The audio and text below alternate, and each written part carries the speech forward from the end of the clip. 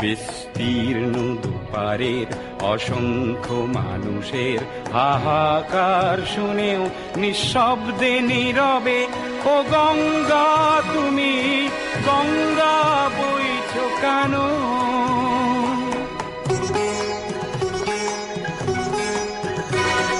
নৈতিকতার স্খলন দেখেও মানবতার পতন দেখেও নির্লজ্জ অলস ভাবে বইছো কেন? বিস্তীর্ণ দুপারের অসংখ্য মানুষের হাহাকার শুনেও নিঃশব্দে নীরবে ও গঙ্গা তুমি ও গঙ্গা বইছো কেন?